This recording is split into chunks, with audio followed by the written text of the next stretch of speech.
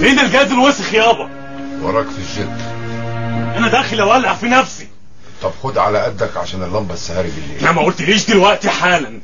ليه اسامه فراويله بقى غني وليه انت ما بقتش زيه؟ انا هطلق الشركه كله عليا. لا يا يونس يا ابني، الشركه كله لا. قول لي يابا، قول لي يابا، ليه ولاد اسامه فراويله احسن من ولاد عويس الضوء؟ حاضر يا ابني هقول لك، بس الشركه لا، الراجل لسه عليه اسبوع على ما يعدي. تعال تعال اقعد يا ابني. عنك يا ابني. سيب الجركن. خلاص يا ابني،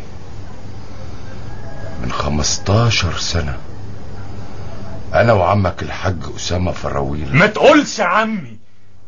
خلاص، انا والحاج اسامة فراويل كنا شغالين في بوتيك يارا اند سارة.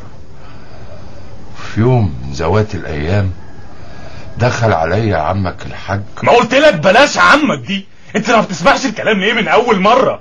بالراحة عليا يا ابني. دخل عليا اسامة فراويلة ومعاه شوال كبير.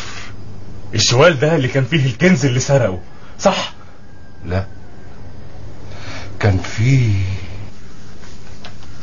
دباديب. دباديب يا اسامة فراويلة؟ دي فرصتنا يا عويس يا ضو علشان نغتني. هنفضل لغاية امتى كده اجارية في بوتيك يارا عند سارة؟ بس الدباديب دي مش بتاعتنا، الدباديب دي بتاعت البلد كلها. الدباديب دي حرام. لا حرام، الدباديب لا حرام.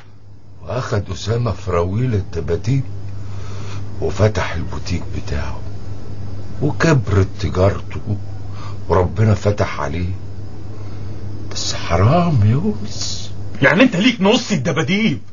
حد الله بيني وبين الدباديب دي يا يونس، دي حرام. ومش حرام ولاد عم الحاج اسامه فراويله؟ احنا مش اتفقنا انه مش عمك؟ ما تلخبطش امي. صحيح. ومش حرام ولاد الحاج اسامه فراويله يركبونا ويتمتعوا بتعبنا وشقانا يابا؟ انا مش هفضل طول عمري اجيب سجاير لب وفهيم. هانت يا يونس هانت. انا سمعت انه هيبطل تدخين.